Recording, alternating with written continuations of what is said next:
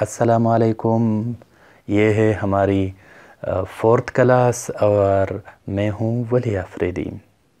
आज हम pick tool के बारे में जानेंगे कि पिक टूल क्या है। इसके साथ हम सिलेक्शन कर सकते हैं और इसके अलावा हम किसी ऑब्जेक्ट पे मुख्तलिफ ट्रांसफॉर्मेशन भी कर सकते हैं। तो आइए देखते हैं पिक टूल को।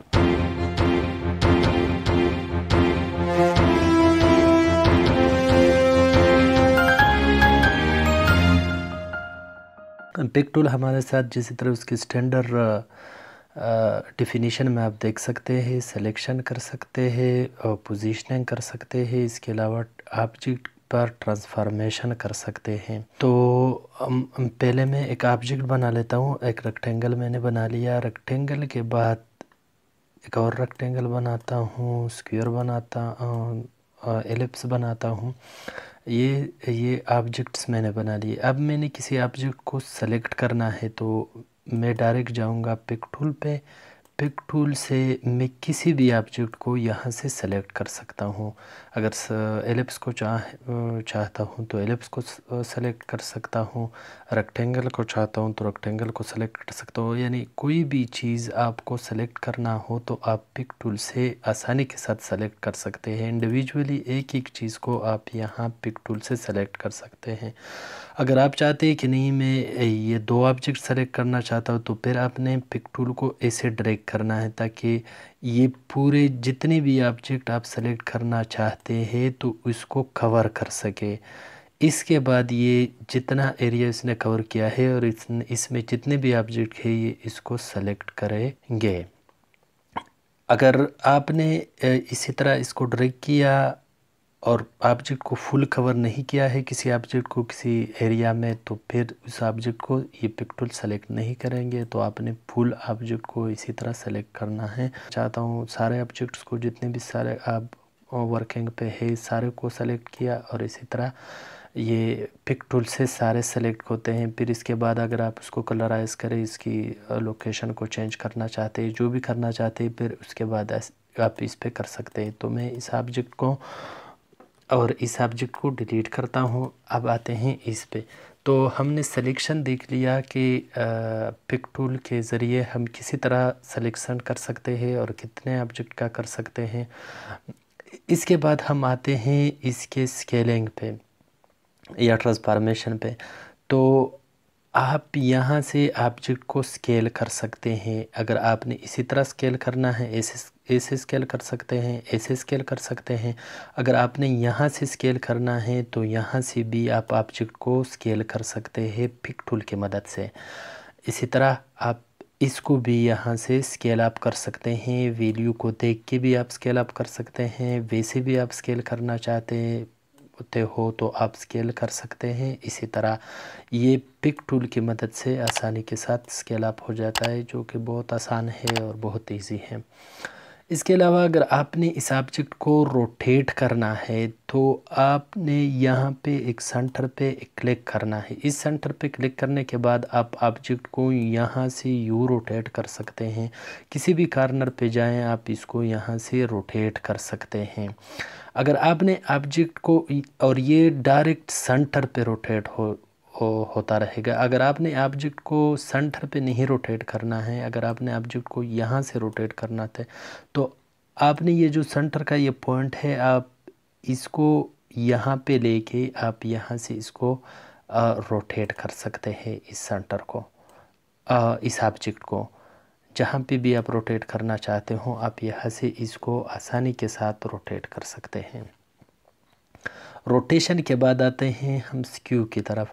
आप यहाँ से ऑब्जेक्ट को स्क्यू भी कर सकते हैं। अगर आपको इसी पोजीशन में कोई ऑब्जेक्ट चाहिए तो आप आसानी से इसी पोजीशन में अगर आप पिन टूल से इसी तरह ऑब्जेक्ट बनाते हैं तो ज़ाहिरी बात है आपने बहुत परफेक्टली बनाना है, टाइम देना है। आपने बस सिंपल यहाँ से रेक्टेंगल बना के इसको यहाँ से स्क्यू करना है। और ये रेक्टेंगल को सिर्फ स्क्यू नहीं करेगा, ये रेक्टेंगल को सिर्फ रोटेट नहीं करेगा, ये जितने भी ऑब्जेक्ट है आप इसको इसके ज़रिए रोटेट कर सकते हैं, स्क्यू कर सकते हैं। जिसे भी आप स्क्यू करना चाहते हैं जिसे आप रोटेट करना चाहते हैं तो ये यहाँ से आप रोटेट कर सकते हैं। रोटेट के बाद हम आते हैं, एक ऑब्जेक्ट मैंने बना लिया, फॉर एग्ज़ाम्पल ये मैंने एक रेक्टेंगल बना लिया, या इसको ख़त्म करके एक और रेक्टेंगल बनाते हैं परफेक्ट सा। मैंने ये रेक्टेंगल बना लिया, इसके कॉर्नर को फॉर एग्ज़ाम्पल मैंने 1 पॉइंट या इंच मैंने इसको कॉर्नर को राउंड कर दिया। कॉर्नर को राउंड करने के बाद अगर आपको एक दूसरा इसी किस्म का रेक्टेंगल चाहिए तो आप इसके लिए क्या करेंगे, एक तो ये है कि आप यहाँ से रेक्टेंगल ड्रा करके इसके साइज़ का और फिर इसकी ये जो कॉर्नर है उसको राउंड कर लें। इसके अलावा आसान सा तरीका इसकी डुप्लीकेट लेना है, जो कि बहुत इजी होता है। आप यहाँ पे आके इसकी कॉर्नर, इसकी सेंटर पे क्लिक करके आप इसको यहाँ से ड्रैग करें। मैंने माउस बटन क्लिक रखा हुआ है और इसको मैं यूँ ड्रैग कर रहा हूँ। अगर आपने बिल्कुल इसके एलाइन बिल्कुल सीधा रखना है तो आप कंट्रोल बटन या शिफ्ट बटन क्लिक करो, दबाए रखो। इसके बाद आपने क्लिक को छोड़ना नहीं है, कंट्रोल बटन को भी नहीं छोड़ना है। अब इसके बाद आपने क्लिक करना है तो आपको एक और रेक्टेंगल देगा इसके साइज़ का, और इतना हूबहू जितना भी आप चाहते हो आप इसका रेक्टेंगल ले सकते हो बहुत आसानी के साथ। एक बार मैं इसको फिर रिपीट करता हूँ। आपने इसको यहाँ से ड्रैग करना है। ड्रैग करने के बाद आपने माउस के क्लिक को छोड़ना नहीं है, दूसरे बटन को क्लिक करना है इसी तरह। तो इसी तरीके से आप किसी ऑब्जेक्ट का डुप्लीकेट बना सकते हो, डुप्लीकेट ले सकते हो। ये भी आप एलिप्स है इसका भी डुप्लीकेट ले सकते हो। जो जितने भी ऑब्जेक्ट है आप इसी तरीके से इसका डुप्लीकेट ले सकते हो, ये बहुत इजी भी है। इसके अलावा डुप्लीकेट लेने का एक और भी तरीका है। अगर आप शॉर्टकट इस्तेमाल करने चाहते हो तो कंट्रोल डी के साथ आपको ये यहाँ पे एक डुप्लीकेट देगा। कंट्रोल डी के साथ फिर डुप्लीकेट आपने जितने भी डुप्लीकेट बनाने हैं आप इसके डुप्लीकेट बना सकते हैं। ये मैं इसको सेलेक्ट करता हूँ कंट्रोल डी और ये आपको एक डुप्लीकेट देगा। इसके अलावा आप ये भी डुप्लीकेट ले सकते हैं कि इसको सेलेक्ट करें, इसके बाद आप आ जाए एडिट पे, एडिट के बाद आप आ जाए डुप्लीकेट पे, इस पे क्लिक करिए तो आपको एक और डुप्लीकेट देगा। इसके अलावा डुप्लीकेट लेने का एक और भी एक तरीका है। अगर मुझे इस एलिप्स के बिल्कुल ऊपर एक डुप्लीकेट लेना है तो आप ये भी ले सकते हैं। इसको सेलेक्ट करके ये जो न्यूमेरिक कीबोर्ड होता है इसमें जो प्लस का निशान है, प्लस का बटन है, इस पे आप क्लिक करें तो ये आपको क्या देगा, तो ये आपको एक और डुप्लीकेट देगा। आप इसको यहाँ से ड्रैग भी करते हैं तो आपको पता लग जाएगा कि ये डुप्लीकेट है कि नहीं है। तो आप इसी तरीके से भी एक डुप्लीकेट पिक टूल के ज़रिए ले सकते हैं। एक मरतबा मैं आपको फिर रिपीट कर सकता हूँ, रिपीट करता हूँ। आप सिलेक्शन के लिए कोरल ड्रा में पिक टूल इस्तेमाल करते हैं, ट्रांसफॉर्मेशन के लिए इस्तेमाल करते हैं, मतलब स्केल अप के लिए, रोटेशन के लिए, ये सब चीज़ों के लिए आप पिक टूल इस्तेमाल कर सकते हैं। पिक टूल के अलावा यहाँ पे अगर आप इसके कॉर्नर पे एक क्लिक करें, यहाँ पे कॉर्नर पे आके इस पे राइट क्लिक करें तो ये फ्री हैंड पिक, ये फ्री हैंड पिक क्या है, ये भी पिक टूल का एक समझो एक वर्जन है।